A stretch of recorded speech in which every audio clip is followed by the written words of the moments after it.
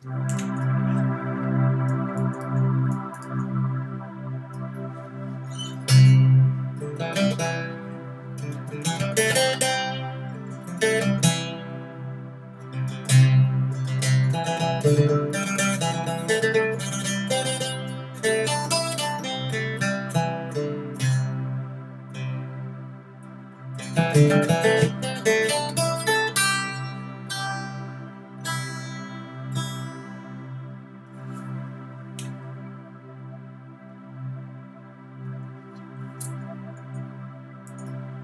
feel like there's a little modulation on this. Is there a little modulation on this? Maybe. End range 0. Yeah. That's good. Modulation. I don't see modulation on here. Seems a little pitchy. Sorry I was late. Is it good? Oh, it is afternoon where you are, Sam. I forgot. Michigan is 3 hours ahead. Mr.com, Mr.T.com. Sorry, I was running late. I'm trying to do too much stuff before our live stream. So, and don't let these little name tags here. Whoops. Dang it, I always do that. Fool you. Those will be, that's not, neither one of these is that. So I'm going to put these down here so we don't. I'll go like this. I'll move them off to the side. Like, what? Ick. What's that? We'll get to this. We'll get to these in a second. Hey, Tal, what's going on? Joseph, good to see you. Dennis, thank you. Mark Maka. Is that Paul McCartney? If it is, thank you for everything, for me playing guitar, for me doing what I do for a living. Oh, from Chile. Yeah, I don't think Paul McCartney lives in Chile. Well, we have a lot of nine win. Oh, from Myanmar. Wow, we got people from all over the place here. Tal's also from Michigan. Is it sunny there right now? Coldest winter I ever spent was summer in Michigan. No, I used to spend every summer in Michigan, so. Until just a few years ago, I was there every summer.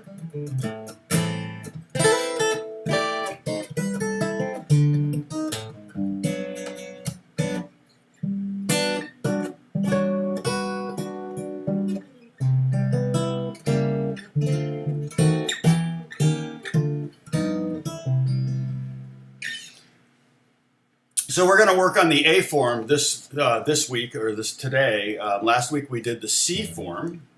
So just a little heads up, we did just a little review. The CAGED method is a way of visualizing the fretboard for both rhythmic purposes and for soloing and improvising, lead, that kind of stuff. It's great for, great tool to have for visualizing the fretboard. It's a great tool to have for writing. It's a great tool to have for coming up with good guitar parts for songs and things like that. In fact, on that song that just came out that I co-wrote called "Treading Water" by Said the Sky, I kind of used the G form. The G form kind of helped me visualize. Maybe a combination of the G form and the E form helped me visualize a new, interesting voicing that I could use for creating a song idea. So what we did was we learned all 5 shapes that we're probably, hopefully familiar with because we've been playing guitar for a while. I fingered them with 3 fingers only with no fingerings there because what we did was we played with the first 3 fingers like this. C, A, G, D, or E, and D, okay? And then we got rid of the first finger and we fingered it with these 3 fingers, okay? So we played C awkwardly with these 3 fingers, okay? This is how I play A anyway. Sometimes I play G this way. E, like that. Again, not using your first finger. And why did we do that? Well, that gave us a capo. So with that capo here, we can take every one of these chords now and move them. So now you can start to see the C form up and down the neck like this. And every one of these is a different chord. It may still be a C form. It takes the form of a C chord shape, right? But that's D. Here's E flat. Here's F. Here's E. And what you could do is you could start to learn to memorize all of these if you want. But basically all you need to know is the bottom two strings for 4 of these 5 shapes. Again, take the A form. This is common. This is the common, what we call the double bar chord. So you might be familiar with that. And so like D, D minor, things like that. G. I'm just doing a review of the first day. So here's the G shape moved around. Again, this is not an easy form to play. I'm not asking you to play that shape necessarily. I'm asking you to visualize it, okay? So don't be bummed if I can't play that. No, because you don't need to play all of this to come up with a good rhythm part. You can.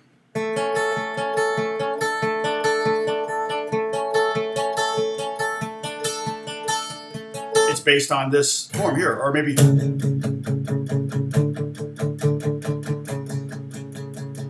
Again, it's based on the G form, okay? Or when we get to soloing,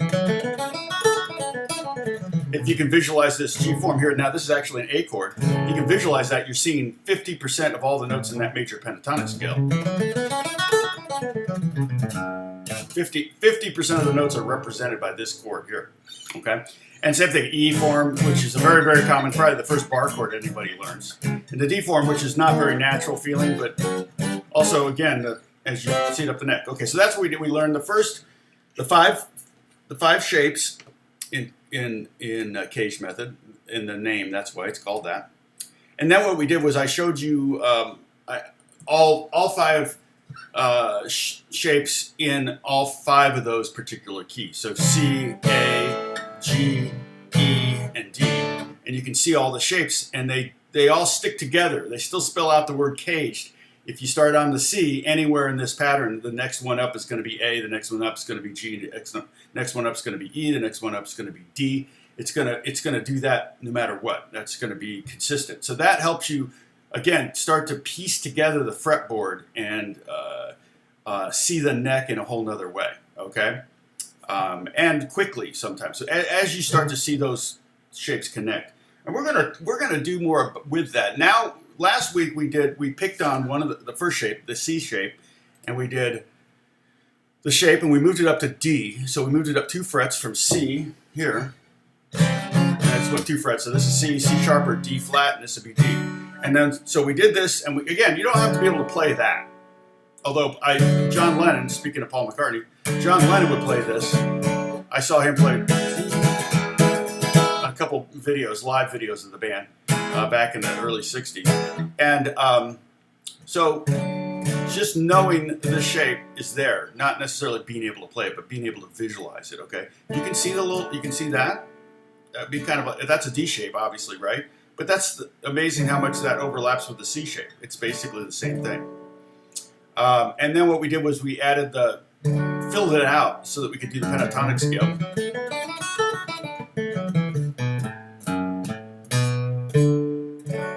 Okay, and we also filled it out.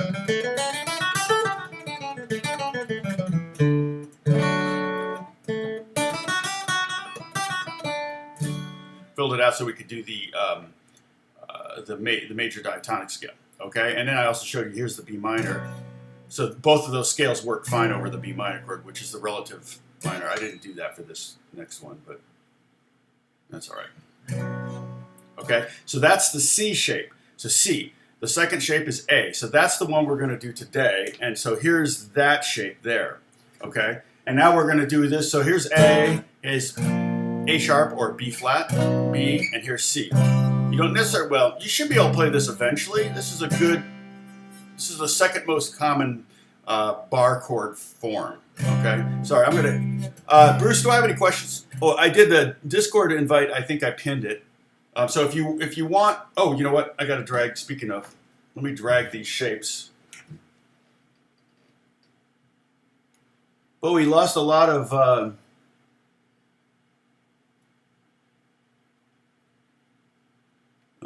We lost. Wait, where am I putting this? Down lesson. Oh, PDF. Oh, and that's right. And Holly is putting together little PDFs with these things in there. So let me see. Let's see. grab this one, put that there, upload. Yes, upload. There we go. And then this one.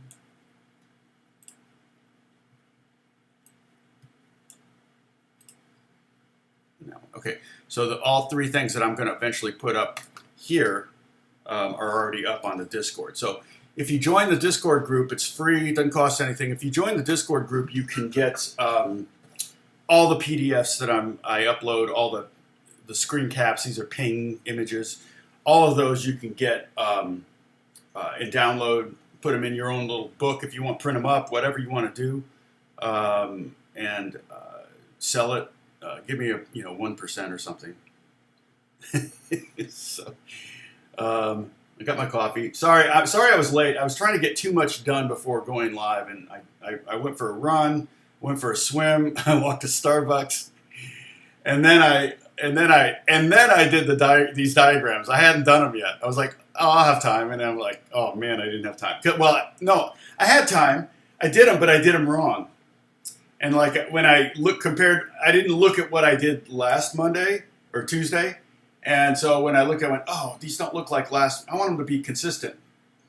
So I had to go back and redo them to make them look a little bit more consistent with what we got going on here. So, so after the A form, this is the A form. After that, we're going to do the G, right? G would be the next one. So next week, we'll do the G form. Like I said, we could spend a lot of time on these. I just want to introduce two scales that wrap around each of the forms. So last week we did the, like I said, the major pentatonic and the major diatonic. We did those last week, okay? And that's what we're going to keep doing. So we're going to do that with all 5 shapes. And then what I might do is show you maybe some of my favorite licks. Like one of my favorite licks over this shape. Better on electric, but it's like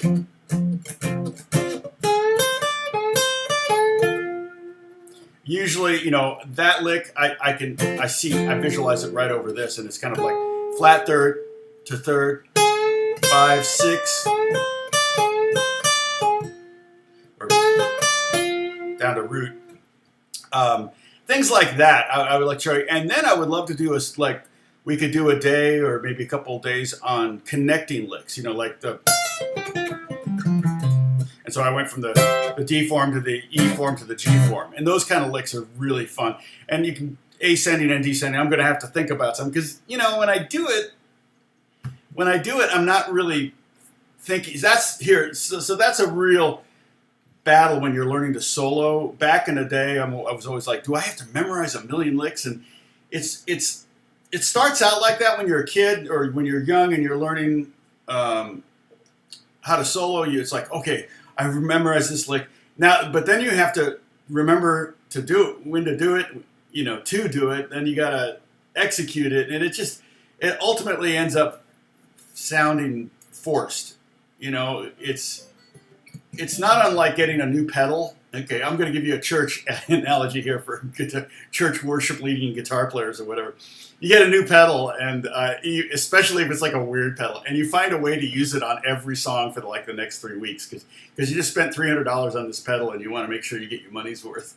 And it's like it didn't fit on any of those songs, but you're forcing it. That's the same thing with learning a lick. You're like, oh, I'm going to use that, and then before you know it, you've used it like 6 times on 8 songs, and you're like, oh, man, I can't do that. So really, ultimately, what you want to do is get familiar enough with these where you're just kind of spontaneously creating those kind of licks that connect the shapes up and down the neck.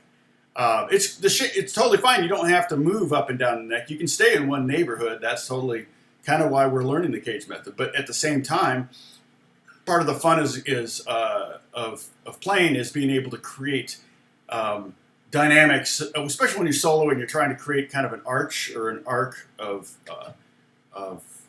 intensity or whatever. And there's lots of ways you can do that: pitch, volume, speed, emotions, lick, transitions, things like that. So John Y, our resident dentist. So if you have any dental questions, ask him.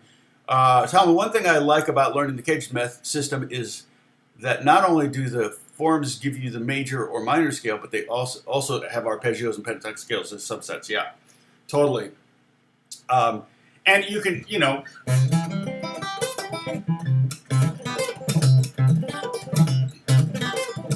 the sweeps. Hey, Catherine, what's going on? It's hot as you know what here. Wow, it's nice here. I thought you were in Canada. I mean, we're going to hit 90 today, but the days are getting so much shorter now. It's like it's 90 for about an hour, and then it starts heading down again. So, yeah, I just yes. Oh, did I hit 96,000? Are you kidding? Well, I'll tell you what. I did that video for the "Set the Sky" song, and the artist. I don't even know his actual name. Oh, I do know his name's on the royalties now. I'm trying to remember. But he tweeted out my video, so I think that probably helped. So where am I? What am I looking for? Oh, here. So I'm at 90. You said 96? Yep, 96.35. Wow, kind of jumped up. So let's see. Oh yeah, so in the last 28 days, I've gotten 672 new subscribers. So that's good. Yeah, and my view count is up a little bit. Maybe 500 for 48 hours. 5,800 right now. 5,800 views of all my videos, including you all right now, here and now. So counts as one view, each of you.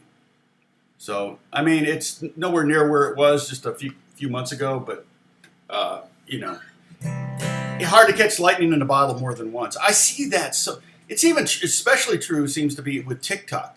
I have one TikTok video that's got like 180,000 views, and then the rest of them are all in the hundreds or below 10,000.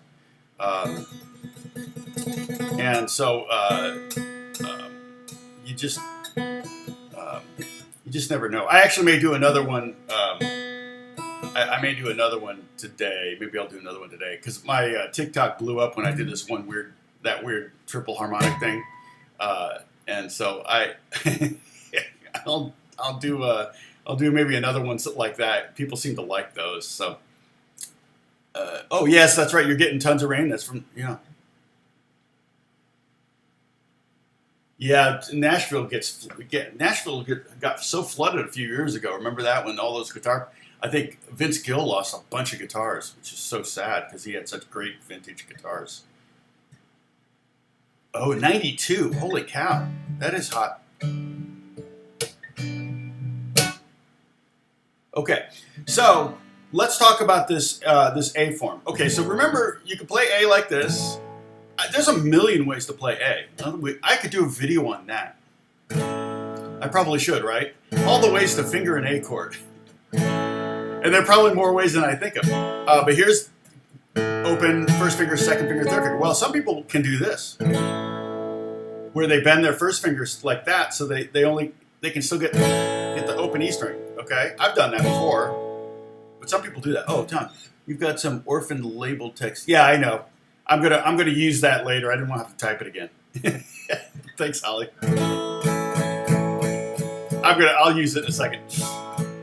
Okay, then I play it like this, A like this. Flamenco players will play it like this. First finger gets these two strings, and then second finger gets this. Some people can actually play it like with the third finger and get that open E string, or the second finger to do that. I can't bend my finger back there, just my first finger, my pinky. I guess I could do it with my pinky.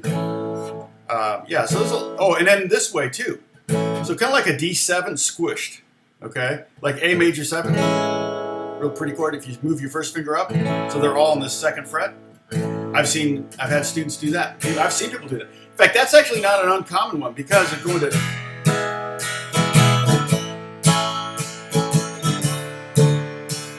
going back and forth from...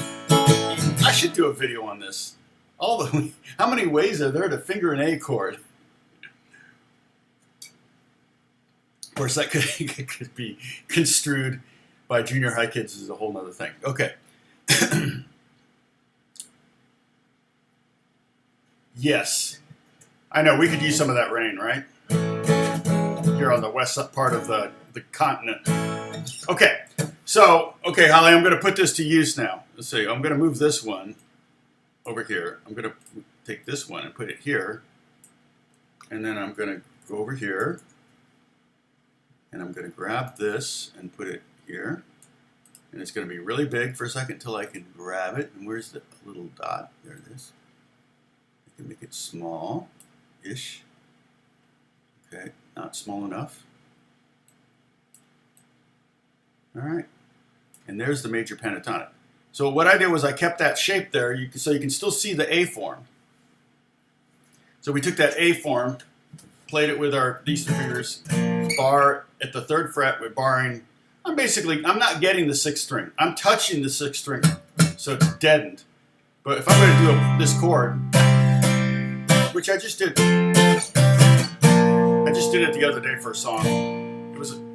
My hand was sore at the end of the song. But I like the sound of that voicing, so I went ahead and did it that way. But you can see the black notes, and the black notes are the notes that are missing that fill out the pentatonic. So if I were to give you the note names, I could do that. Hold on, sorry, get my windows in order. So on this C chord here, we have C, E, G. On the pentatonic, we have C, D, E, G, A. So we have 2 more notes. We have a D and an A. So all those black notes are either, well, no, there's actually an E there too, but let's see. Most of them are D's and A's, and then there's a G and there's an E, so I lied. Okay, so here we have G, and here's how we might finger it. We don't have to finger it this way, but do it with me. So on the bottom string, we have G with our 2nd finger. Then pinky gets the A, and then we get on the 3rd fret of the next string, we get the C. There's our root. Okay, so if you want to start a lick on the root of a C chord, okay, we do that. And then pinky on the D, and then here's our 3rd E. So 3rd, I say 3rd, and get all the numbers in here. We have our 1st finger on the 2nd fret playing the 3rd. 1, 2, 3. 1st finger, 2nd fret playing the 3rd, or E. And then pinky on the G or the 5th, but actually is on the 5th fret. So it happens to be the 5th of the chord, and it's on the 5th fret. I'm really confusing you. All right. So I'm not going to do that. Okay, then we go 1st finger on the 2nd fret and pinky on the 5th fret again. So we got a nice little shape there, but notice our pinky is doing half of the heavy lifting here. And then the same thing, 2nd finger on the 3rd fret, pinky on the 5th fret, 2nd finger on the 3rd fret. So the same shape we did on the bottom 2 strings. It's a fairly easy pentatonic scale to memorize. You might want to end on that note if you want to make it very major sounding. And you can play this C, I don't care. But we're visualizing this, okay? So you don't necessarily need to be able to play this C bar chord. You just need to be able to see that it's there, okay? Okay, now, well, some people play like this. That's why it has the term double bar chord. Some people can play it with their 3rd finger. John's asking, is there a better way to play it? Yeah, somebody post up a like. We need to get to, do we have 20 likes? We only have 15 likes. Why don't you like me? I'm going to get sad. You're going to see me cry.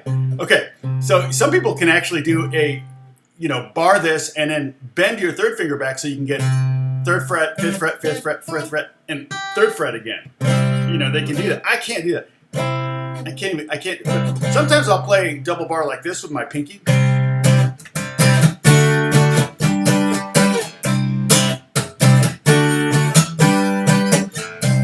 Maybe with the 3rd finger. The 3rd finger, that feels a little more awkward. For some reason, the pinky's easier for me.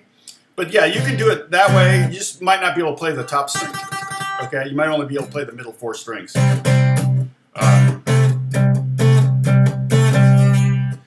But yeah, that is a tough that is a tough thing to play. However, it's easier up here, okay? And you can try to get it, maybe here at F. Okay, that's an F note, so this is an F chord. And then move it down one fret at a time, and the frets get bigger every time. Now, what happens a lot of times with students when I teach them this, like here's an F, okay, now go to C. They'll squeeze it together like that. They don't get this space. You need a fret in between your first finger and the other fingers, however you finger it. Hey, Huel How, good to see you.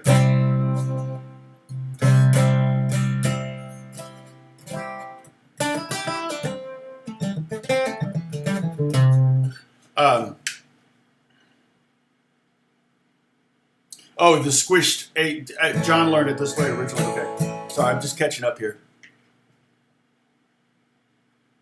Yeah, and the elbow is huge on that thing. So like I look at, like, I can't play with my elbows out here. I can't play it if my elbows way out. You can really see how much moving the elbow manipulates, particularly my three fingers, but even the bar. I mean, look at that. Your whole hand goes where the elbow goes. So, yeah, you definitely want to be aware of your elbow positioning, your ergonomics. A lot of times, I'll wear my guitar pretty high when I'm standing up because I'm trying to replicate the sitting ergonomics because I've practiced sitting so much, even though I tell people to practice standing up. Mostly that's for beginners that are starting to perform, where you do a gig with your band and you go, man, I was when I practiced in my bedroom, I was so much better, but I made all these mistakes live, and there's like 1,000 things that change between your bedroom and a stage, and so you have to kind of try to create in your practice room, wherever that is, whether it's your bedroom or your basement or your garage or wherever, as much as you can the same kind of environment that you're going to have live, but you can't replicate the adrenaline of performing in front of people necessarily. Although, you remember, I've told you about that jam place. It was a jam house I went to. It was probably more of a weed shack or something because everybody smoked weed. But I was 15, and when we sat around the circle to pass the joint around, the roach clip. You remember the roach clips? I don't even know if that's a thing anymore. I just passed it to the next person, and they never said anything. Like, oh, come on, man, it'll make you cool. They're just like, oh, okay, whatever, dude. Because I was like 10 years younger than everyone else there, and they were like, yeah, this kid's already really good. We don't want to mess with him. So I was like 15. My mom just drove me to this house in kind of a bad neighborhood, dropped me off with my vintage Les Paul, and I'm playing with these jams. But we had the jam room in the house had. I would love to be able to find it. Maybe my memory is bad. Okay, my memory was that it was wallpaper on one wall that was the audience of Woodstock from the stage perspective, and it was a black and white photo, and it was the size of the wall. Now maybe it was just a poster on the wall of the audience, but my memory is that it was the size of the wall, and not that would help you deal with nerves or feel like you were in problem, but it wouldn't hurt, to see all those people, and that's, remember that you're playing for an audience. And that's the other thing. When you're practicing, you're playing for yourself, and you're not putting on a show. But when you're playing the exact same thing that you practiced in front of other people, Gary knows this. Gary's not here, is he? Gary knows this. It's a different dynamic. You rarely practice the stories in between the songs or the introductions to the songs. You rarely practice that. You probably should. You rarely practice keeping your head up and looking the audience in the eye and working around the room. Usually when you practice, you're like this, and then when you look up and you're trying to make eye contact and keeping your mouth on the microphone and everything so they can hear you, that's when your ergonomics changes and you mess a chord up or something. So anyway, anytime you can do that. And I don't know how did I get off on this squirrel? Look, a squirrel. Hey, Scott Jacobs, good to see you. Jan's here. Hey, good to see you, Jan. Bruce, sorry, I saw you before, but Tony G, reaching is easier if you keep your palm away. Yes. So, yeah, you can crumple up a piece of paper, like Bruce said, put it in the palm of your hand, Trying to find a piece of paper I can crumple it. What is this? Oh yeah, I can crumple this. You can. That will help definitely with this chord in particular. But you can wad a piece of paper if you want to even like wrap it in masking tape. And I used to have one that was wrapped in masking tape that I would just keep in my studio. But if you put a wad of paper right here, I don't know if you can see. How do I show it? There you go, like that. That'll keep your palm away from a little bit more. Because if you grab it like a baseball bat, you're going to lose. I always use this as an example. So you can open your hand up, you can spread your fingers out. But if you close your hand, your fingers all want to go. They all seem to want to go. They run into each other, but they all want to seem to go to the center of your palm. So if your palm is in the guitar, then your fingers are not going to want to spread very much. So you got to get your hand away like this, and then you can spread. So if I were to play Every Breath You Take, not only is my thumb behind the neck, my thumb's at the bottom of the neck. I mean, look at that. It's almost all the way to the bottom to be able to get that reach. If I even bring my thumb up to, say, the middle of the neck, my pinky starts to come in. It starts to... I can still do it, but if I bring my thumb up to the top of the neck, there's no way. It's going to be Every Breath You Took. I just thought of that. I'm very clever. Gamoji! Hey man, I just started playing guitar, so I learned to play bar chords first. Yeah, just learn as many chords as you can. There's lots of places. I've got lots of videos on chords. You can look those up. Oh, bye, John. Yeah, he's already gone. Okay, so let's play this pentatonic scale again. Okay, let's start here though. Let's start on this root note. And Gamoji, if you want to play along with us, you can totally play. You'll learn a scale. Okay, here's the chord shape that we're playing. There's the A form, but we moved it up to C. So this is technically a C chord, but it's the A form. So we're on the second form of the CAGED method, A. And then here's the pentatonic scale that's built around that A form. So second finger here on the third fret, fifth string, pinky. First finger on the second fret, pinky. First finger on the second fret, pinky. Second finger, or third fret, and then fifth fret, third fret. Now, if you want, you could totally play the bottom two strings and the top two strings with your first and third finger. If you want to do a shift, I don't really have. Or you could even, if you can do it, you can reach. You know me, I like to keep that pinky involved as much as possible. So this thing is going to make you, if you play it this way, it's going to make you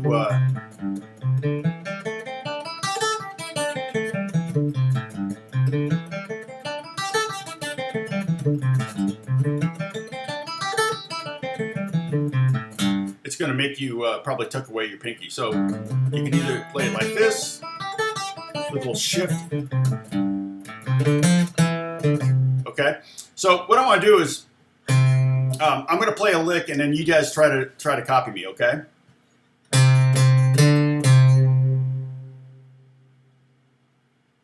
Okay. All right. How about this?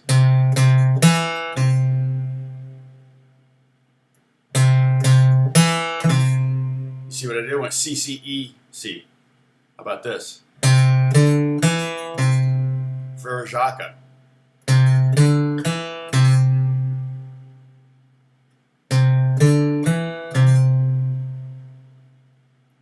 Guitar is both. No, I think it's practice. Gamoji, I'll answer questions at the end of the lesson, okay? I'll let you know when we can do, I'll take questions. But yeah, I think it's practice. I think pretty much anybody can learn to play guitar, but it just takes a lot of work sometimes to get really good. Okay, sorry. Okay, now I'm going to do... I'm doing the first four notes of that pentatonic. Starting on the root. If you want, you can think of the letter names if you want. C, D, E, G, C, D, E, G, or the value, the scale tone. 1, 2, 3, 4. Sorry, 1, 2, 3, 5. Okay, let's see that backwards. I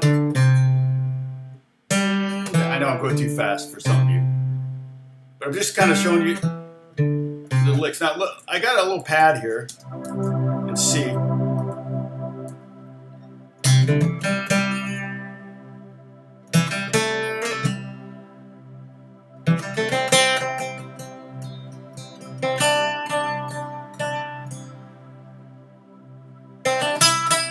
And see, I shifted. If I'm going to be staying on the top two strings, I might play with these two fingers, okay? Again, if we're going to academically play the scale, I might play it with my pinky, playing 50% of the notes like that, okay? But if I'm going to go, I'm going to shift.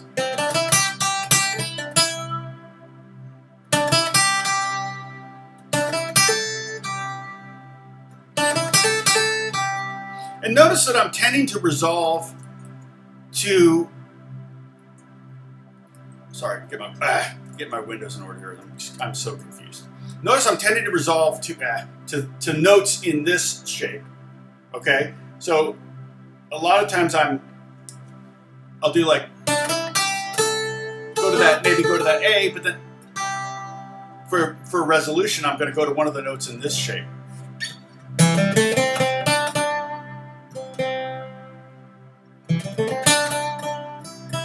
See that?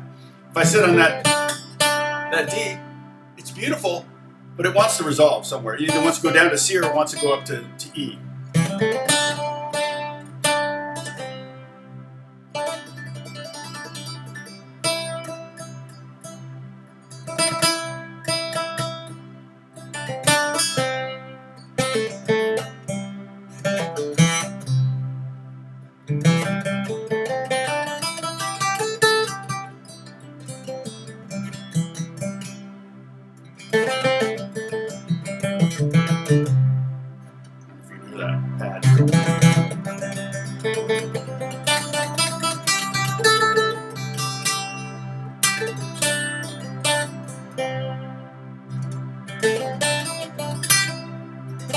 Hey, Leo.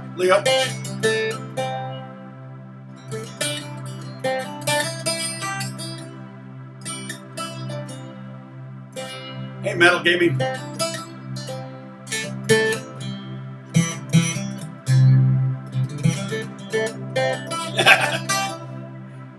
Yeah, if you had to dust off your guitar, your fingers are probably going to hurt.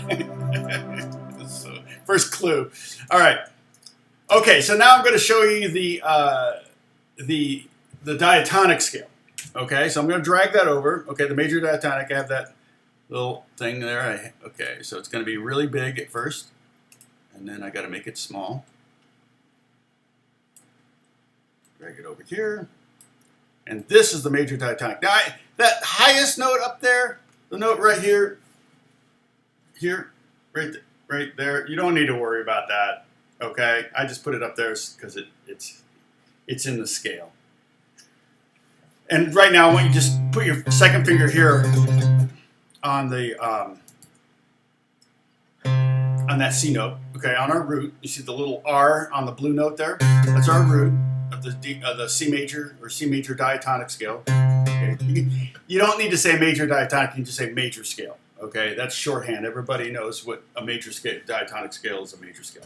But diatonic scales are 7 notes and pentatonic scales are 5 notes. So that the first one there that we learned is a 5-note scale. The first thing we learned was a triad. So that's 3 notes. Then we had 5 notes, and then we had 7 notes. Okay. There are 6-note scales. 3-note scales like triads would just be arpeggios. Yeah.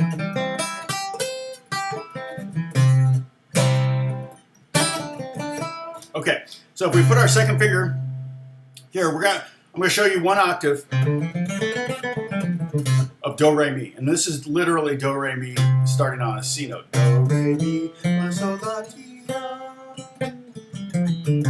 And if you're in Europe, you probably learned fixed do, which means C is always do. Okay, so here we have second finger on the 3rd fret of the 5th string. There's our C.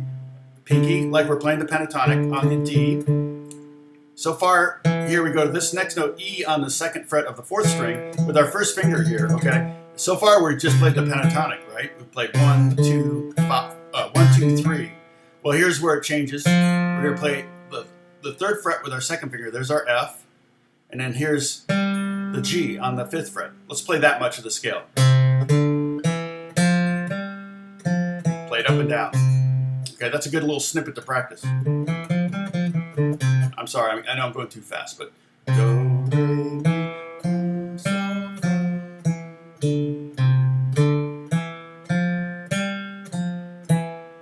Practice you can go all down if you want on your right hand, if you really just want to work on the shape, the scale, or if you got that down, you want to work on your alternating picking.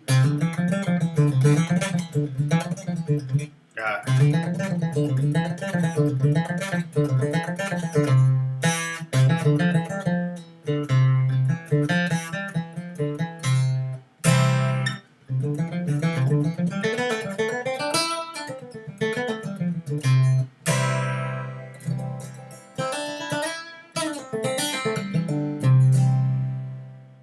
All right.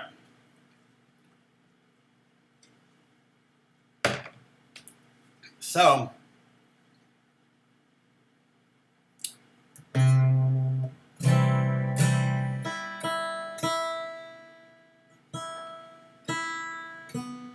now, let's go all the way to the C. So we have 2nd fret, 2nd finger, 3rd fret, 5th fret, 2nd fret, 3rd fret, 5th fret, and then we're going to have 2nd fret, 4th fret, and 5th fret. And there's our C. So we have A, B, C right there.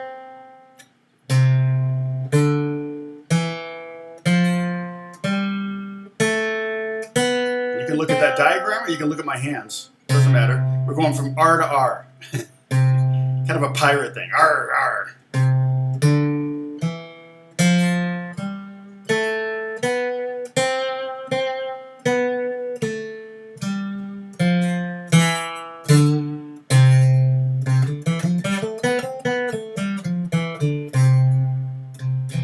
Yeah, the pentatonics definitely sound. It's funny because I was doing that like the when you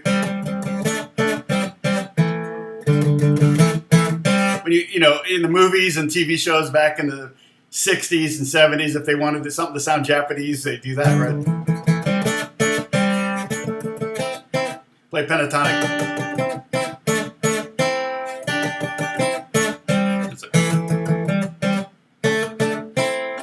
So I'm just playing that major pentatonic right here. Sorry, pointing the wrong direction.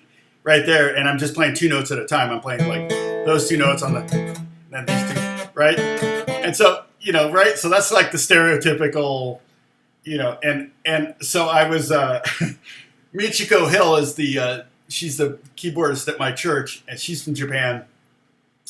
And I said, hey, Japanese music, and I played that, and I said, I'm sorry, that's probably like total stereotype. And she goes, no, that's exactly what it's like. And I went, oh my gosh. She's like, da, da, da, da, da. She played it on the keyboard. It was like cracking me up. I'm like, oh wow, really? Okay. So it's pretty funny. But we're not doing the pentatonic, we're doing the diatonic. So let's practice that first octave. Again, 3, I'm talking frets here. 3, 5, 2, 3, 5, 2, 4, 5. And then if we want to continue, do this shape, but up a fret. And then with that note there's the F. You can see right below it is that E note. So that's a nice little. If I put my pad up again.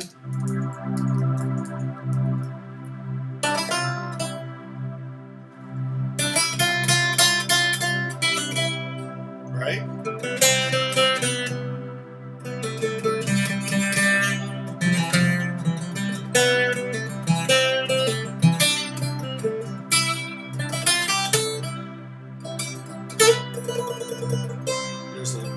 There's a C up there. I ran out of frets though.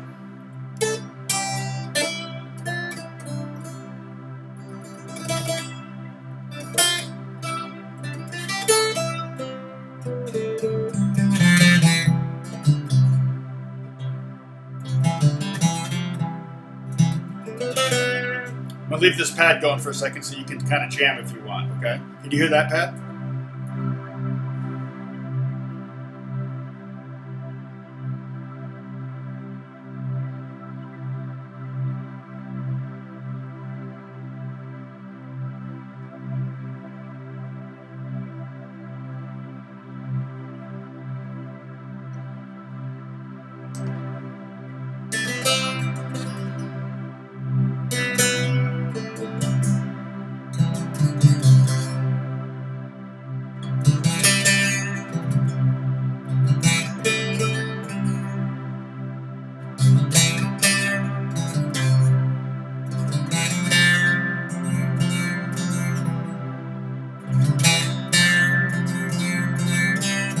Right? Yeah. I'm getting a sitar-y sound out of my guitar right now.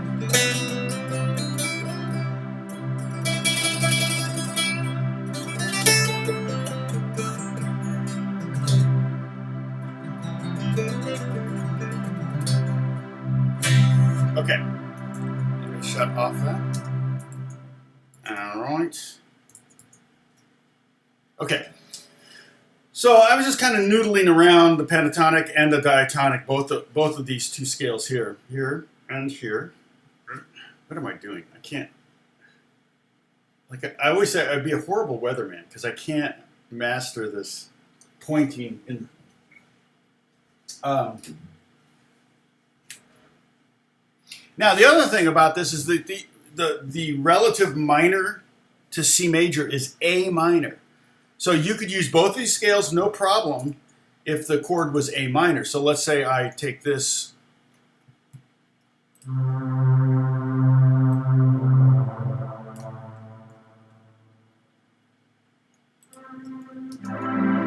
Oh, wait. I want.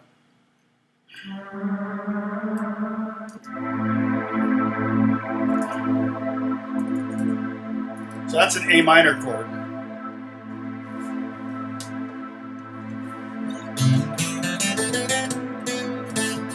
So you're going to want to maybe land on A's more, so you have to find those A's.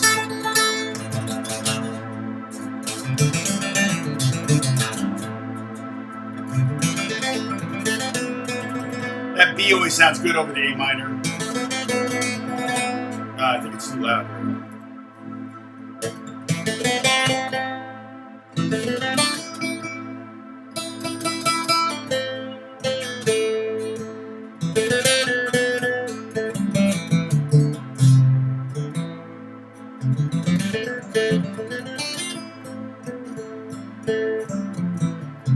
Exactly.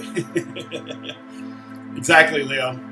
So yeah, I'm just doing a pad in Logic, the software Logic Pro for Apple computers, and so A minor. I mean, if you look at this, I don't want to confuse things too much, but if you look at this C major scale, we have the major diatonic. If we start on that bottom note, that's a G mixolydian diatonic scale. And so you start on the A and you got A minor. Again, a little lesson in modes here. If I started on this note and played, that's B Locrian. If I started on the D, it'd be D Dorian.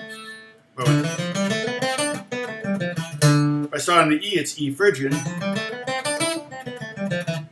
And please do not worry. There won't be a quiz on this, okay? So don't think I'm going to say, okay, now play an E Phrygian. I'm not going to do that. I will never do that. Well, I may do that to you, but I'm not doing it today. So that's not going to be part of it. Okay, so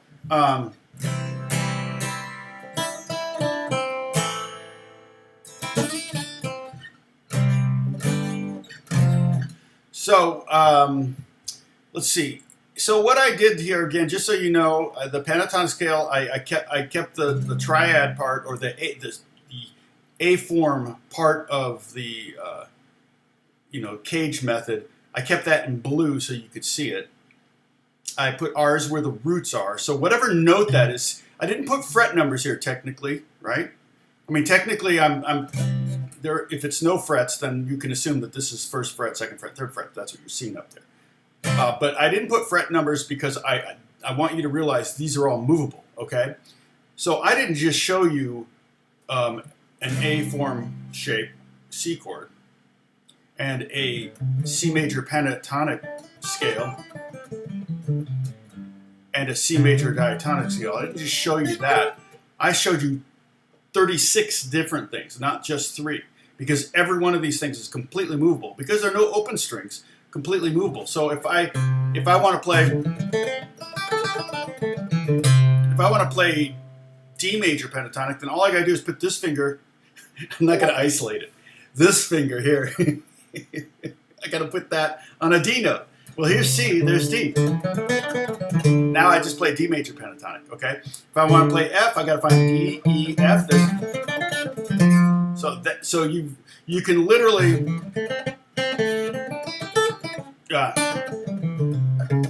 you can play it on every fret and it's a different key.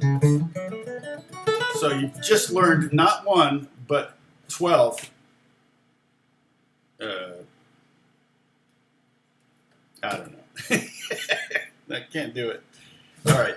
Yay, sip. Everybody. Okay, I'll touch my face. We have a drinking game, and we have many, many rules now. But if I say there won't be a quiz on this, you can all take a sip. If I touch my face, you can take a sip. If I swap guitars, you take a sip. If I drop my pick, you take a sip. If I drop a thumb pick, you take 2 sips. If I mention that I did all the guitars on Apex Legends, you take a sip. If I... gosh, I'm starting to forget. I pick up a guitar and I don't realize it's in an open tuning. You can take that. Doesn't happen very often.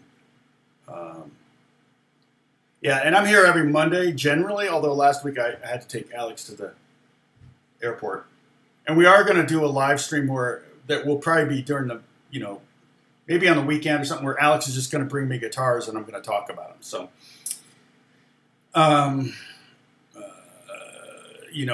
don't know, maybe say where I got it or whatever, but it could be kind of a random thing.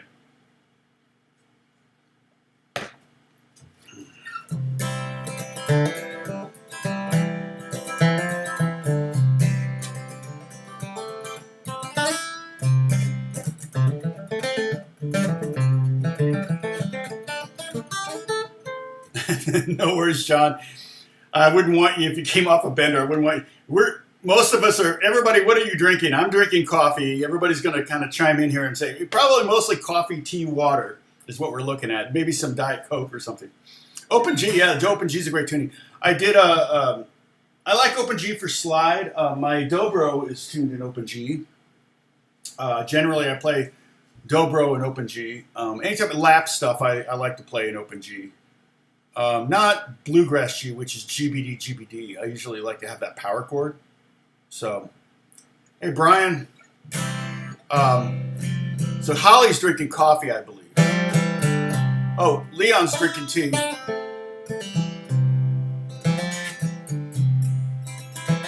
Yeah, Keith Richards would play an Open G and usually take off the bottom string so he could just do... Just be like,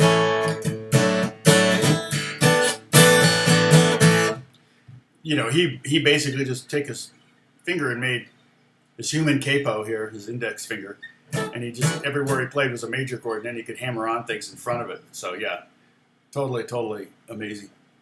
Wow. So that's. Oh, you're from Denmark. Well, we've got some Dutch people here. Do we have any other Danes? My wife is Danish, though she wasn't born there or anything like that, but that's probably a majority of her lineage. Is that the right word? DNA. And we have yet to go to Copenhagen. We haven't been to Denmark yet. We went to Holland. We went to Amsterdam a couple of years ago. That was our last trip. But yeah, definitely need to get to Copenhagen. It's on the short list. Haven't been to any of the Scandinavian countries, which is always funny because Denmark's considered one of the Scandinavian countries, right? It's Norway, Sweden, Finland, and Denmark. But Denmark's on the peninsula, and the other 3 are up there by themselves. So I always thought that was kind of interesting.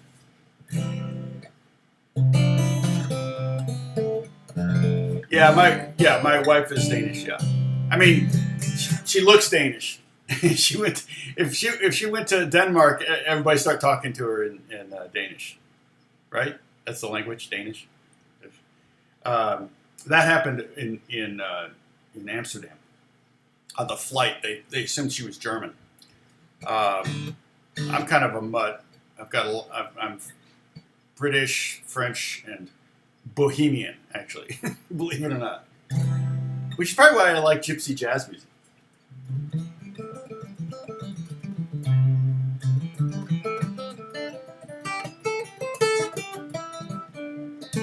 Yeah, we probably won't be going to any stoner joints, but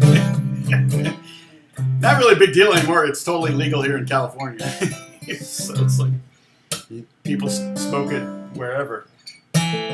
Okay, so let's see.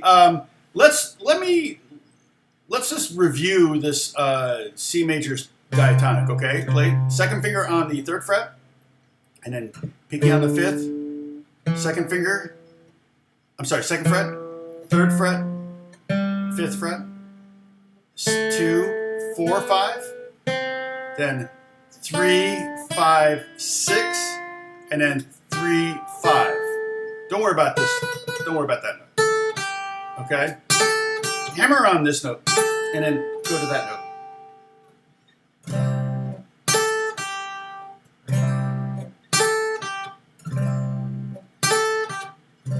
It's kind of a nice little lick. Little simple little lick right there on the over the C chord. Or over that shape, no matter if we're in E flat.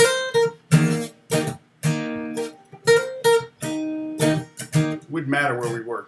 But that's kind of nice. And what I'm doing there, that's the 5th. You can see that's one of the blue notes. So that's going to either be the root 3rd or 5th. And it doesn't have an R on it, so it's either going to be the 3rd or 5th. And I'm just telling you, it's the 5th. So this, you go here, that's the 6th, and there's the 5th. It's the same as going. It's called a suspension. All right. Speaking of Keith Richards, he does suspensions all day long. All right. And so when he's doing these, those are all suspensions. And so this is a 6-5 suspension, and it creates tension. That 6 wants to resolve to the 5. If you're playing over C chord. Now, if we're over the A minor chord, it wants to stay there. Into the A, F. So it wants to stay there still. And then to G, it wants to resolve. And then back to the C. In other words, a really common progression in the key of G would be 1, 6, 4, 5, which would be right here, C, A minor, to F, to G,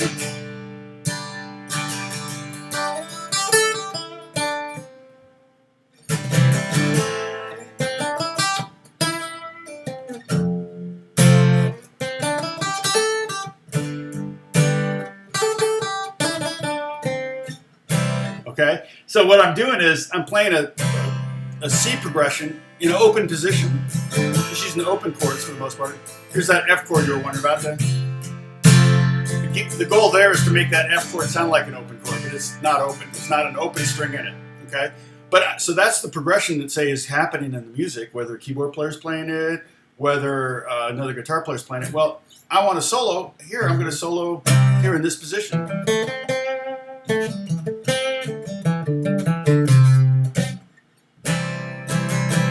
A minor chord.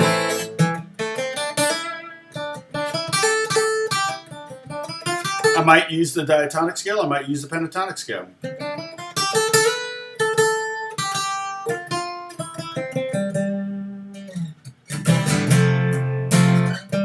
Oh, whoops.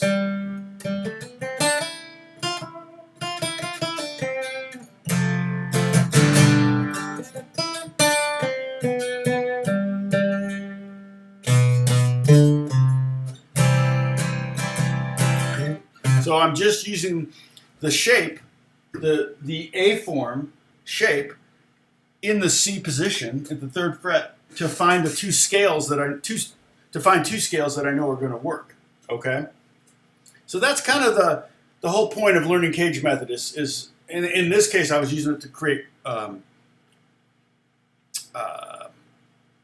solo or to improvise, but you can also use it obviously to create rhythm parts too. You could also strum there. So,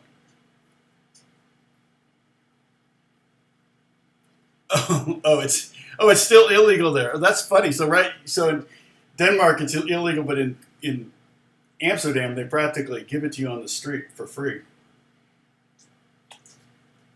If you don't know, you all know this, but the coffee shops in Amsterdam are really weed shops. It's like, you're not fooling anyone, you know. It's like, hey, the cops will never figure this out. So, anyway, let's see. Oh, the Jethro Tull drummer died. I didn't know that. Okay, well, I knew the Rolling Stones drummer passed away. It was sad. I heard the other day a friend of mine was just hired to produce a new Stones record, and I was kind of like, or that he was going to produce a new Stones record. So I don't know if, I think Charlie was sick because I think there was a post. If I look back on Mick Jagger's Instagram post and I saw him wishing Charlie a speedy recovery, but when you're 80 something, because Charlie was the oldest member of the Rolling Stones. Funny, because Ringo's the oldest member of the Beatles.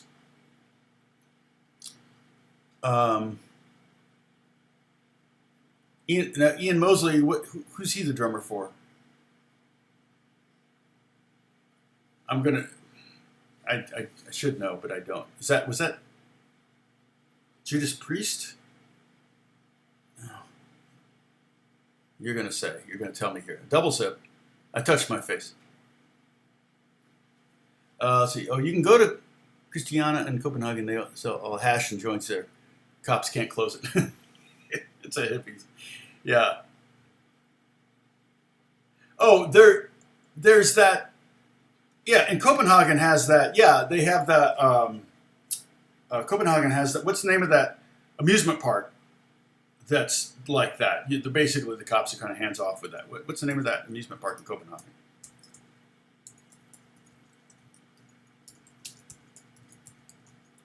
Maybe already said it. Tivoli. Yeah, Tivoli. Tivoli Gardens.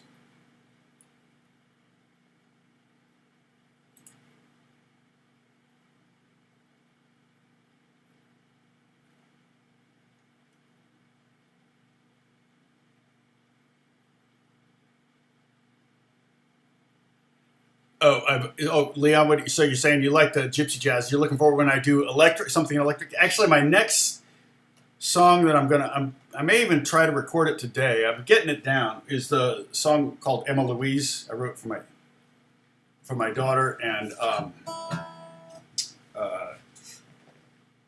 need to be able to perform it in one pass. I can't punch in on this one. On the gypsy jazz one, I was able to punch it. Electric wise, yeah, I have to think of something. I haven't.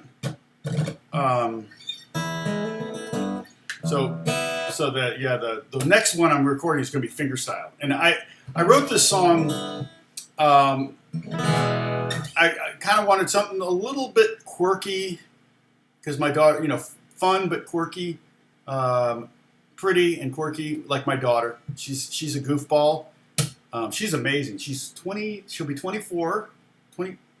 Oh my gosh, I should know this. She was born in. Yeah, she'll be 24 in September, next month, and she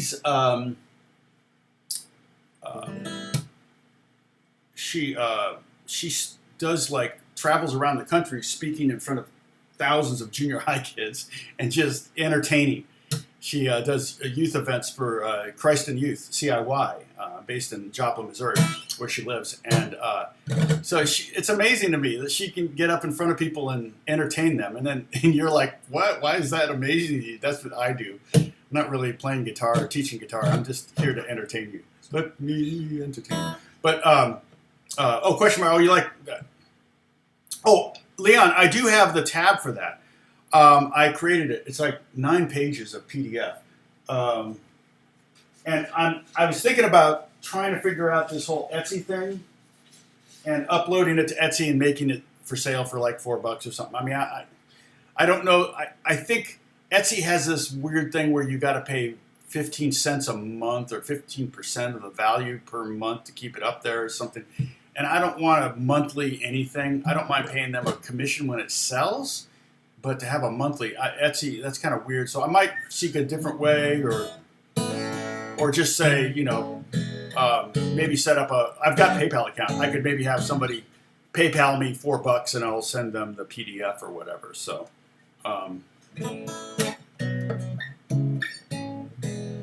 but yeah, so the next one is a fingerstyle one. I may record it today. I'm getting there. My nails are in good shape. That's the key. In fact, I probably should record it today because you never know. I do the stupidest things. I was washing my car the other day, and of course, when you get your hands wet, the nails get soft, and I kind of moved my hand a weird way, and I broke off my nail. This happened a couple weeks ago, so now my nail's back, and so it's. Dang it! Okay, I got it. I got this.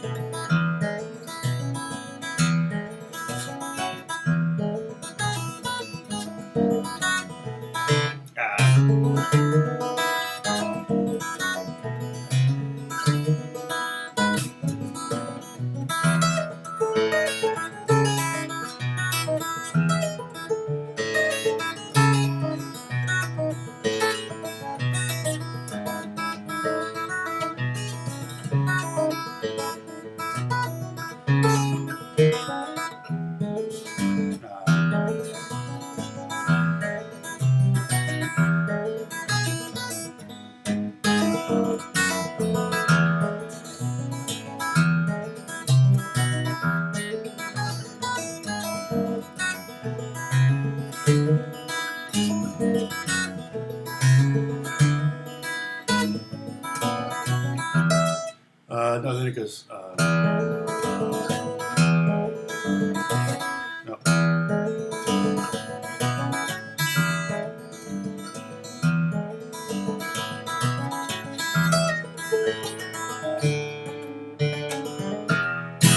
That's basically it. A few flubs, but yeah, it's kind of just fun. I wanted to write a fingerstyle thing that I could play in open position. I mean, in standard tuning, right? So many fingerstyle songs are in open D, dadgad, open G, whatever, and it's like, yeah, to me, I mean, I can write open finger stuff in dadgad freaking all day long. It's so easy. But to write that kind of thing in, like, I'm playing a lot of open strings, and I'm in the key of E major, and yet I still make it work. So there's a lot of pull-offs, and that was the other thing I wanted to try to do. It's in 12/8, boom. I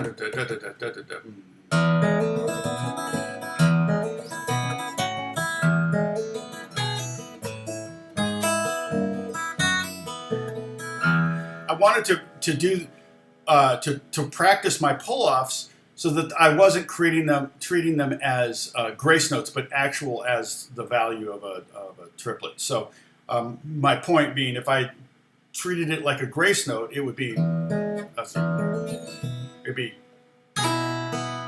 right, and that's not what I want. I want each one of those notes to have value, and then that's kind of the quirkiness, that little. And you can hear the chords. You should be able to hear the chords go through the E to so it's B, A, so it's like B, E.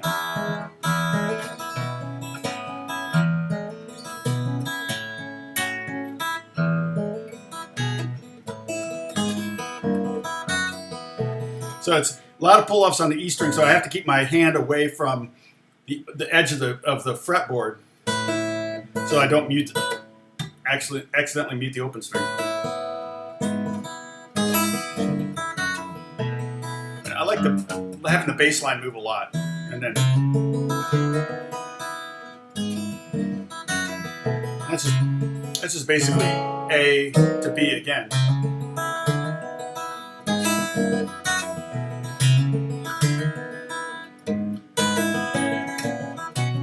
And that's another one that's kind of nice, like.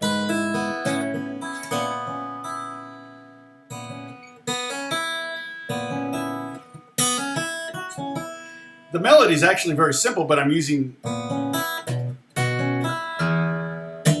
Yeah, so. So I have tab for this one also. So that's the other thing. Is my idea is to take these songs and not only turn them into songs that I'm uploading to, I don't have that many. The Gypsy thing, I can you can see it if you go to Tom Strahle at Spotify or Apple Music or any of those, and the song's called Just Enter My Name. It's the only song right now, and I hope to try to upload a song a month maybe. I'm not sure what the next one may be. I have another fingerstyle thing I could do. I need to conceptualize. I have a couple. Hey, Steve Barry. I have a couple vocal things that I might do, but I can never get a vocal take of my own that I like. So I might have to bring Alex in on it to have him record me. I might have to go to his studio and record my vocals there, but and then have Beth sing on it too. It'd be fun to sing something together. We had a band together when we got married, and once we got married, and we did a lot of gigs. And once we had our third kid, we just became. We spent more money on babysitters than we made on the gigs, so it just got to be. It was. I had to see some financial return and justification to keep doing it. So, Catherine Murphy, any suggestion for how to practice to keep my fingers over the top three strings? Catherine, are you talking about the left hand or the right hand? We haven't done this in a while, and I'm going to change guitars so that we can take a sip. So everybody take a sip. It's one of our drinking game rules.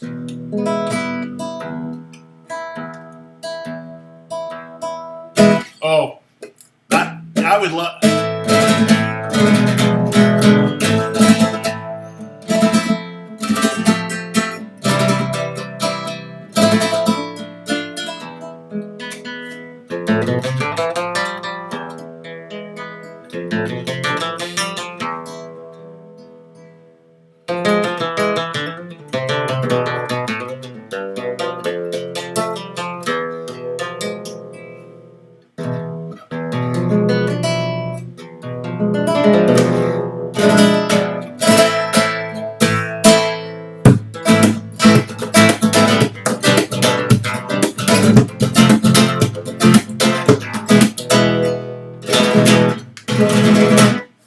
Yeah, I would love to be able to do flamenco. I'm just not there yet.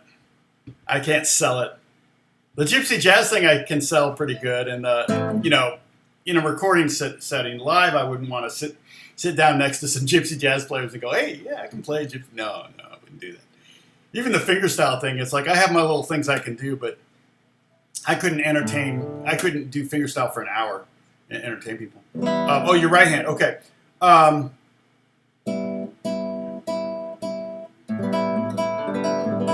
Well, probably the thing I did was, Catherine, that really helped that was the Giuliani studies. Okay, it's a classical guitar thing. It's 120 different Giuliani studies.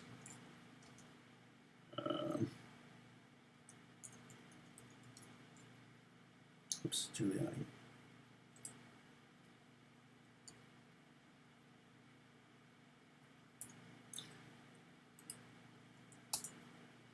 Uh, 120 different right-hand patterns. And so if your fingers know they're going to be needed, they'll stay in place. That's one of the things. So if you do a pattern like, in the Giuliani studies, it's only two chords, C and G7. AJ, I'm going to hit you up in a second here.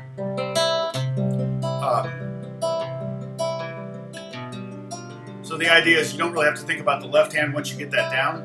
You're really working on the right hand. So it might be.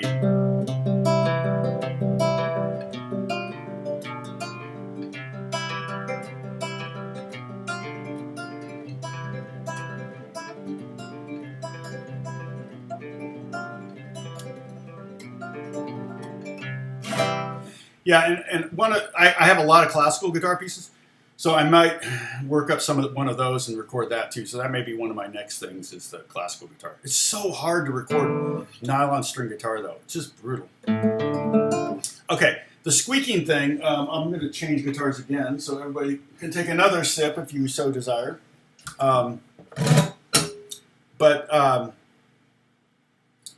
The squeaking thing, for one thing, I use elixir strings to help that, and they started out with just elixir strings, and then people kind of complained about the coating coming off and creating like fur, right? I don't know if you had that. And then what they did was they came out with a nano coating or nano web, and then polyweb. Polyweb is the original, and nano web is the. And I think I ordered a box of nano. And I'm kind of regretting it. This is nano, and it's a lot squeakier than the poly. If you don't mind the messiness of the poly web, that helps a lot with the squeakiness. Okay, that's one trick. Another thing is the faster you move the hand,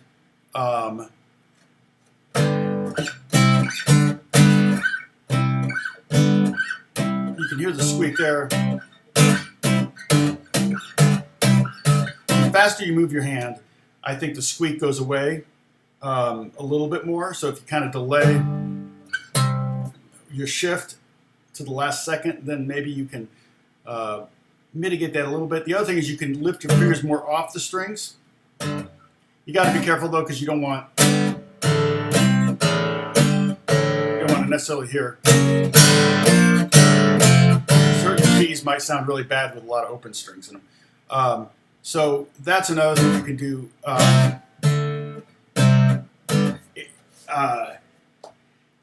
And then, but yeah, for me, the polyweb seems to get rid of most of it. I miss the Elixir made nylon strings, and I bug them every year at the NAMM show. I tell them, you guys got to make the polywebs again. WD-40, yeah, I wouldn't use that. Oh man, I've never played faster. But you'll overshoot your chords, like go up to F and you like really hit F sharp and all that. But they made these nano webs, and I mean these the classical guitar strings, and I loved them, but they really had a problem with feathering and shedding, and because nylon strings really stretch, whereas steel strings don't. So they don't stretch as much as nylon strings. So if you imagine that the string's coated, and if it keeps stretching, well, that coating isn't going to stay where it's stay put. It's going to start to come off, and that's what was happening. So the strings weren't lasting as long as all the other strings, and I don't think they'll ever make nylon strings again because they can't. They don't have a way of keeping it from flaking off. But I loved them because they were so quiet. I'm so bummed. And so I told them I loved them at the NAMM show, and they said, "Well, we'll send you our entire what we have left." So I got a case of them, and I kind of gave a bunch away. In fact, it's funny because I had a bunch of USC students come over to my house, and I played them my guitar, and they didn't like the guitar, but they loved the strings. Because I didn't have like a $10,000, that's not a $10,000 classical guitar. I mean, I think I paid $500 for that guitar. So,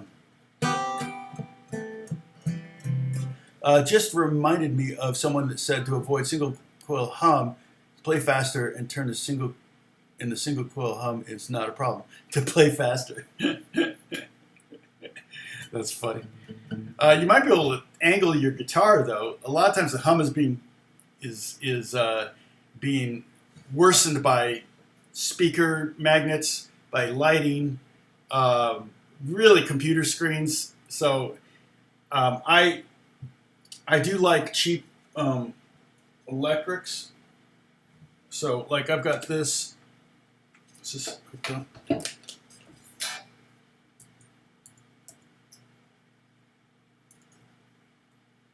Hey, I changed guitars again.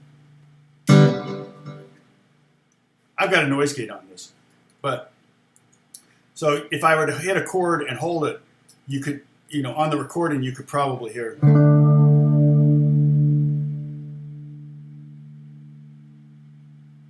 not really hearing anything. But then I can go single coil. But this is like this is my $99 Squire.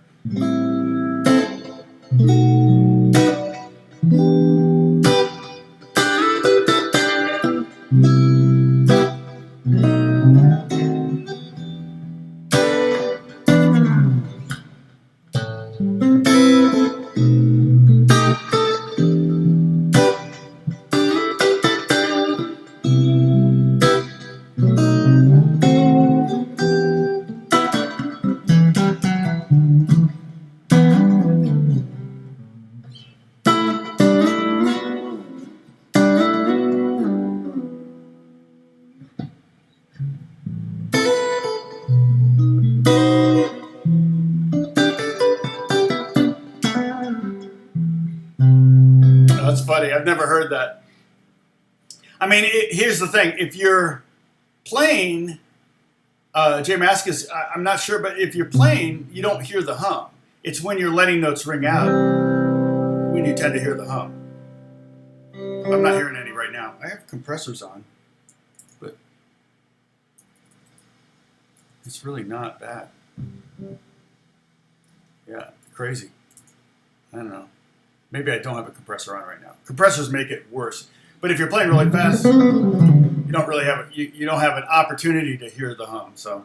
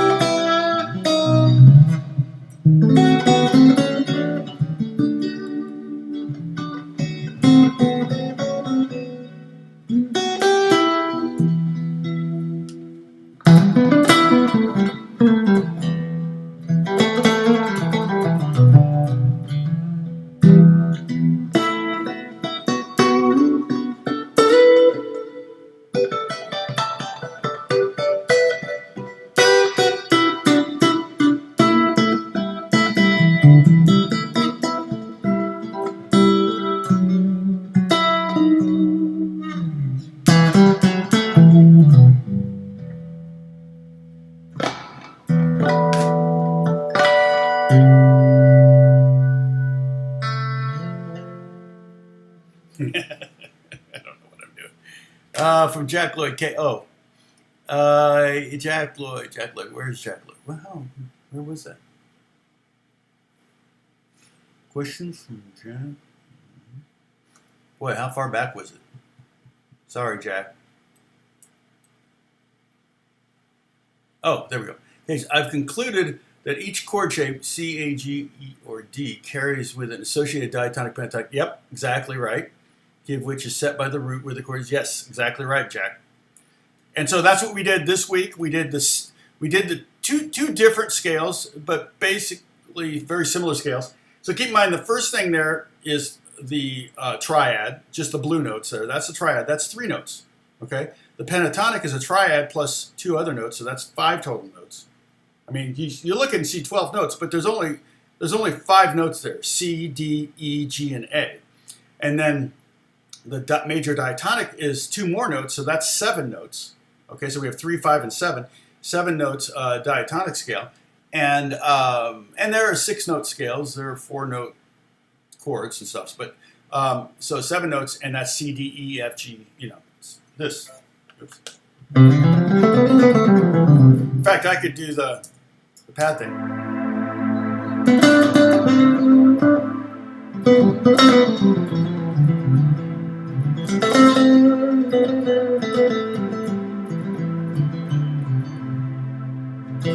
Oh, that's the A minor. Sorry.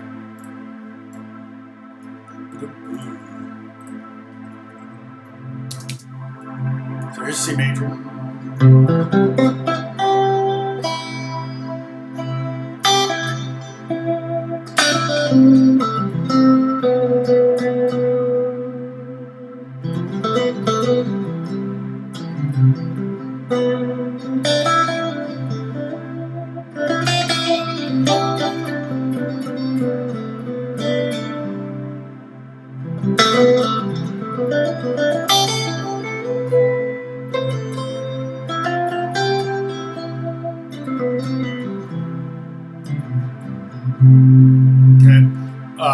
But if I could take that up to, let me go up a whole step to D, all right? Now I can do the shapes we learned last week. So here's what we did last week. And you can go to the Discord and you can see, Holly has put together a little PDF of the shapes these all together here. So the pentatonic or the diatonic.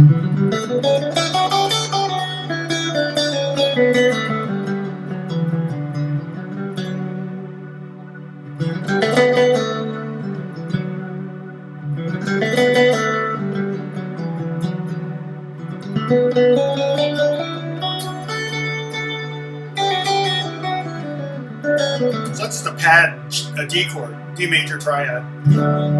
Okay, which is that top chord over there, and I'm playing the major pentatonic and the major diatonic.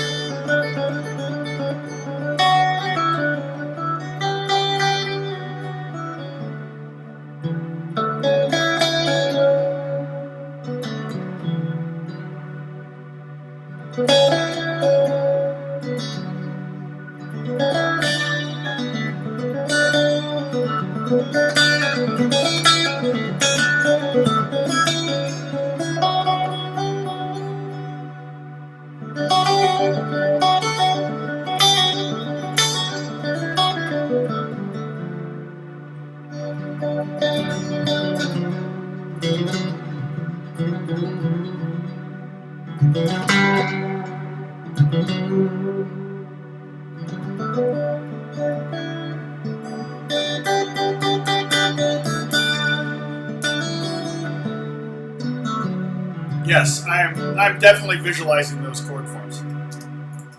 I might be seeing them, I might be thinking them, I might be feeling them in my hands. But I'm definitely visualizing those up and down the neck. Yeah. It's not. It's once you know it, and once you have it down, and once you've used it. Knowing it and using it are two different things. It's like you can know it. You know it. I mean, I've already showed it to you. You know it. You've got to use it. So, I would consider setting up things like that where you just have a computer. I mean, I just would jam over records all day long when I was a kid. And I would put on a record and I would jam along with it, figure out the key, and once I figured out the key, I would start playing the shape. So let's go back to here, okay? So if we look at the last one there, okay, you got 5 of these diagrams up in there. The last one there those are all the shapes in D, okay? So let me hit the pad again, and I'm going to go between those shapes. So here's now I'm on the C shape there.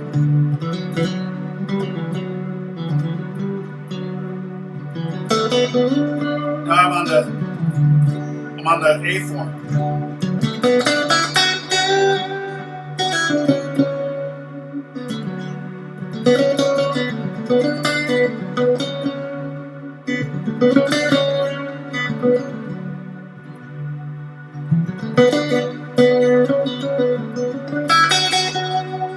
Now I'm going to go up to the G shape.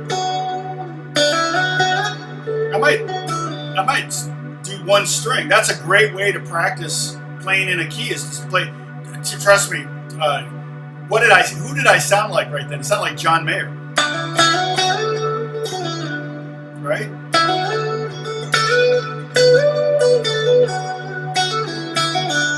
I love playing on one string, and I'm just going.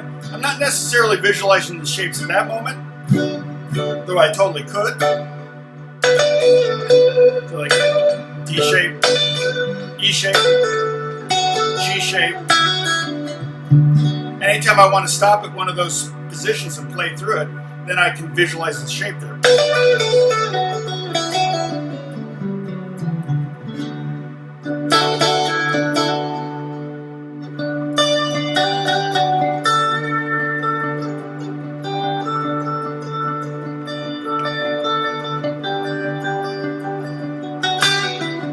Now I'm in the G shape. Now keep in mind this is just a D triad I'm playing over, so I could go to sevenths if I want. Down to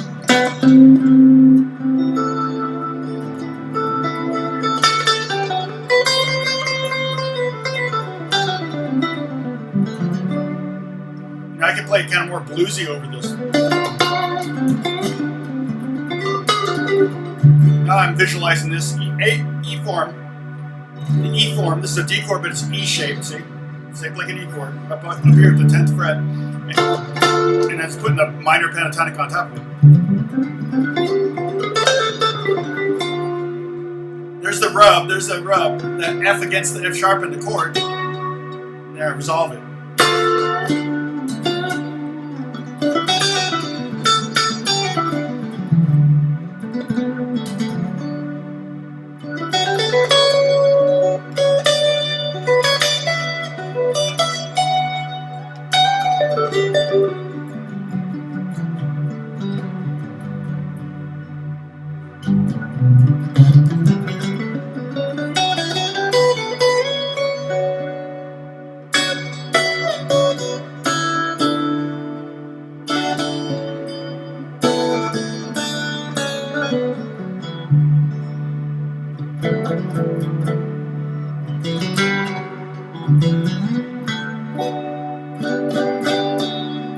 Keith Richards.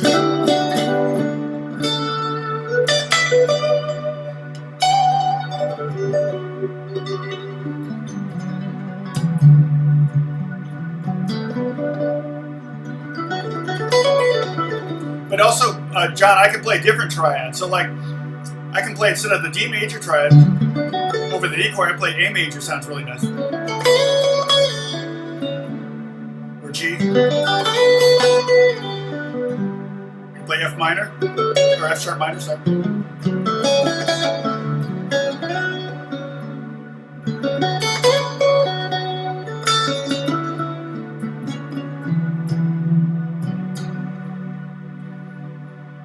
I could even play like, I guess I could play D minor pentatonic. I could play F sharp minor pentatonic. I can play C sharp minor pentatonic and create a Lydian sound.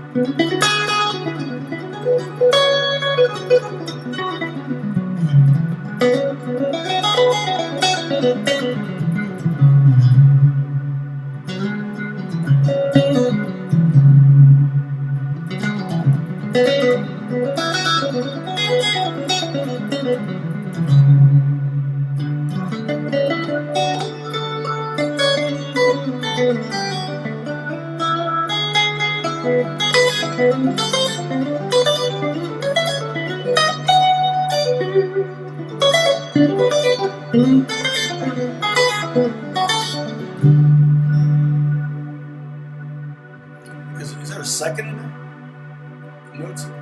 What notes do I have here going on? Wait. Oh, wait.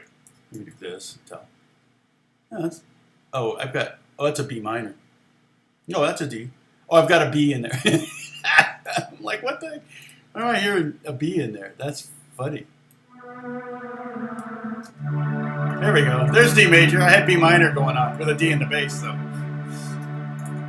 But all this still works. Let's see.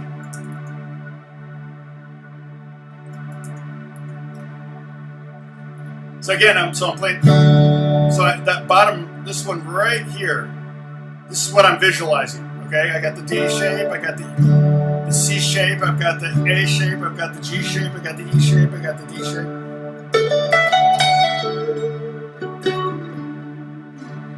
But you notice, like, I did the D triad, and I did the E triad over that E major. I got that G sharp, creates a Lydian sound. If I did the F shape, creates a blues kind of sound. And that F wants to go up to F sharp.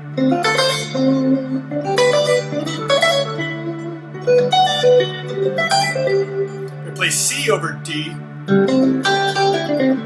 It creates a very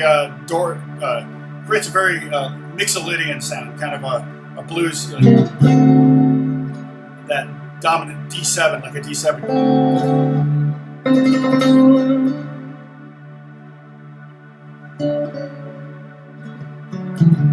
D major, play A major. Yeah, so you can, triads definitely come into play, but these are all triads. That's the beauty of it. So I can superimpose every one of these over the C works over this, the A works over this, the G works over it.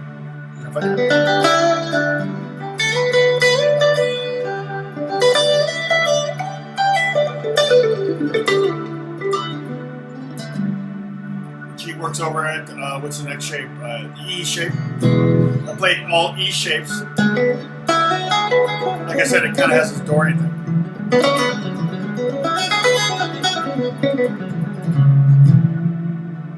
Yeah, in any key. Yeah. You can play, but you can also play the major 2 and the major flat 7 and create different modes by playing this. Rick Beato talks about that a lot. I don't want to kind of get bogged down and sorry, I am having the worst time trying to get my windows in order. There we go. So John, it's over the D in particular in that scenario. You could play all. You could do. This would be one thing you could do. This is like visualize all this, but the 4 chord, which is the G, that works great. The 5 chord, like you said, the minor. You couldn't really use the major 6 because it has a D sharp in it. Might be kind of weird. But C major you could use. Again, that would create kind of a D7 sound. Or if you used E major, you would create kind of a D Lydian sound. I mean, you can tell by just taking a D chord with a D string open, ringing out. Let's see. Sorry.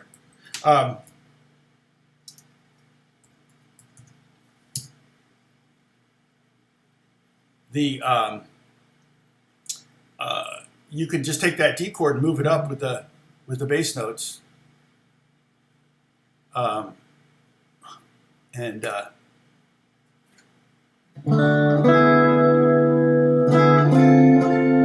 mess around with different. I could probably do the B flat too. Would create a very well over the D major. It would kind of be weird. The C would work.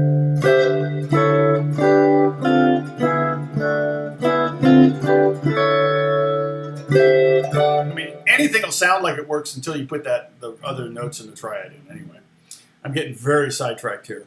Well, kind of sidetracked. In my Squire telly, everything's stock. I don't change out anything. Those are both Fender tellies up there. That's a 54 reissue, the butterscotch one, and then the can't tell, it looks brown, but it's copper. That is a telly baritone. So it actually came with that humbucker. That's why I bought it, so I could get that. This was this is just stock. In fact, I kept the original strings on it for about 5 years so they were rusty and but yeah, no, this is what I used to play the Bieber ETA by Justin Bieber.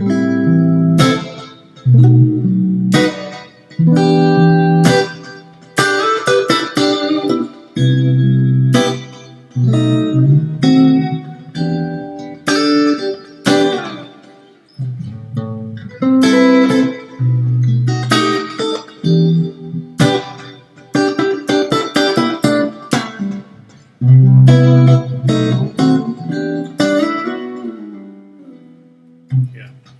Yeah, I just love the sound of this thing. I did another song. Well, no. Oh, yeah. I can't remember now.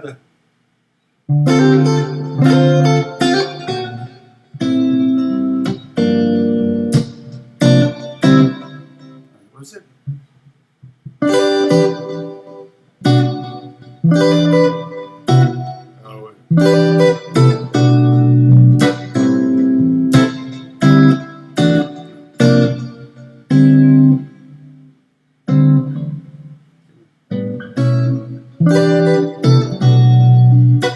I can't remember now, but that song called "Always" that Bieber recorded, that I wrote. Anyway, I got an old record. Miles Wesley's record came out. I got 3 songs on that. If you want to check that out, Miles Wesley on Spotify. If you don't mind the F-bomb, why? It just has to be in every song. I don't know why. Miles Wesley.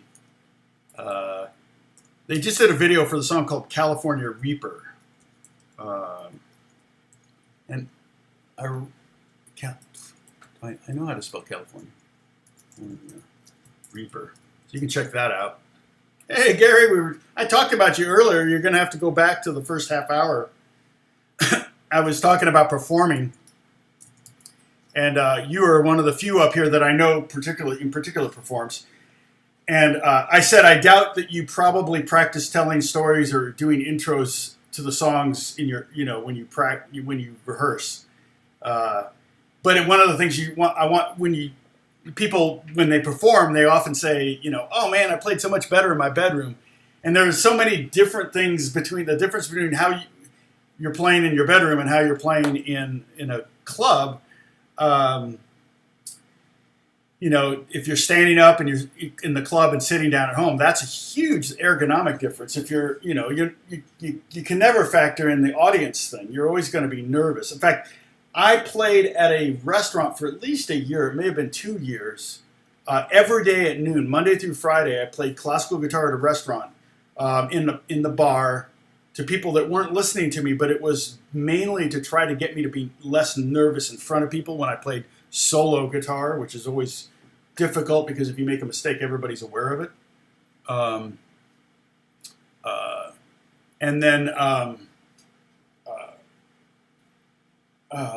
But yeah, so everything from the audience thing to the ergonomics to rehearsing. One of the things too is like you've got to practice. If you're going to be doing a show or something, you got to practice the song all the way through. You can't mess up and start again in the middle. You got to do the song all the way through. I'm sure you've done that before, where you performed a song you'd never really gotten down, and that's caused a problem. I've done that. So, hey, Udayan,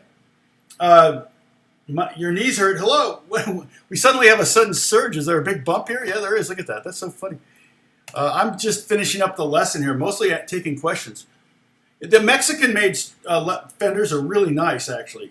The thing is, and I don't know if there's anyone here that works at Fender, but for a while, so if they do even one process in Mexico, do they have to say made in Mexico? Because I know that California passed really tough air quality restrictions, so they couldn't lacquer, because when they lacquer a guitar, I mean, not this one, but when they lacquer like a Fender, it's like 20 coats or something. So it's a lot of ozone or whatever into the air, and so California wasn't having it. They could only do 2 guitars a day. They needed to do 2,000 or something. So they sent them over the border to Mexico. So that air problem is literally 1 mile from the California border, and so they're doing their 2,000 guitars down there a day or whatever. So I don't know. I'm assuming those are still made in America. But the MIM is what if you see Fender, it says MIM, it's made in Mexico. Probably the only ones better than that are the MIJ, and then they don't usually say anything if it's made in Indonesia or in Korea or China or India, they don't usually say. But MIJ, my Butterscotch Telly is an MIJ. And I traded an American-made Telly for that one, Even Steven, because that one had a lot more of the Telecaster spank than the one I had, so I swapped it out.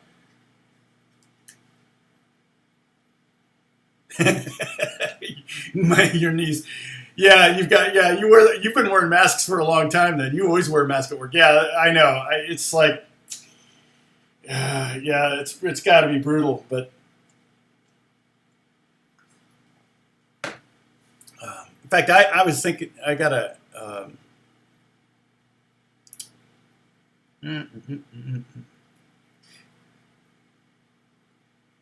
Yeah, a campfire guitar is fun. Let's see. I'm sorry.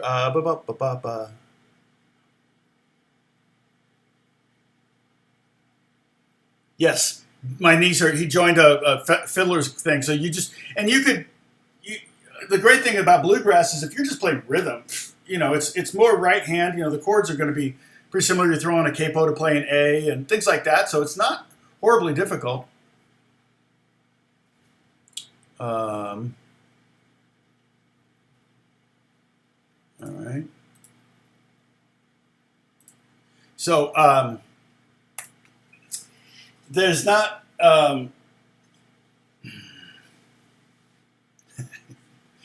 We both got him, Dennis. So yeah, it definitely.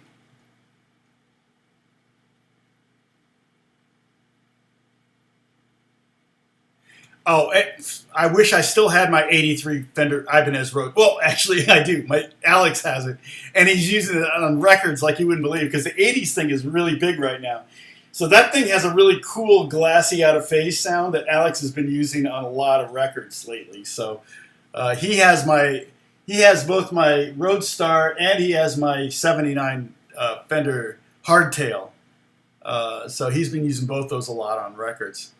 So. Yeah, I was on Tuesday last week, but Monday was just a one-time. I mean, the Tuesday was just a one-time thing. I had to pick Alex up. Speaking of Alex, I had to pick him up at the airport. So Alan, you missed us. Hey, Franco, what's going on?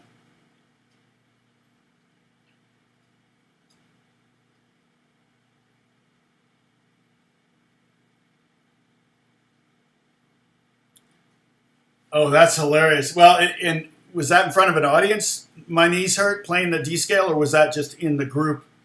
That's the great thing about bluegrass is it is such a kind of a family thing, and you're all in it together, and you just kind of jam, And there's some showing off going on or something, but yeah. So, it's fun. Steve Barry, what's going on?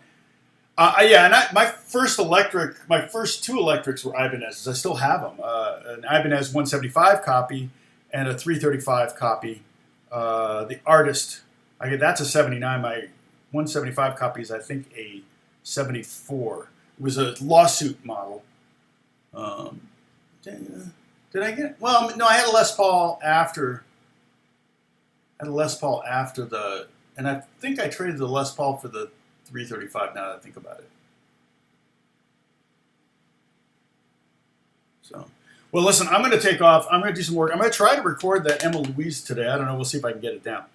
But I've got some work to do, okay? So I will talk to you next Monday. Or if Alex and I decide to do that where he brings out a bunch of guitars to me, we may do that this week. I don't know. It depends on what his schedule's like because he's the busy one, okay? God bless you all. Thank you so much for watching, and I hope you are well. Stay safe. Stay dry if you're on the East Coast, getting that rain from Ida. And just a point of reference, my dad lost everything but his life in Katrina. And the clothes on his back, that's all he had after Katrina. So that was crazy. It actually worked out because it made him move closer to family, which was good. Because nobody lived in the South, and so he ended up moving near my sister. So she got to take care of him. So anyway, take care. I'll see you next week. Thank you so much for watching. And this was today's lesson here. So Holly will probably put those in a single PDF so you can kind of have that. And then I'll try to get here on time next Monday with all this already written out for the next shape. The next shape is going to be the G shape. Okay. All right. Talk to you soon. Bye bye.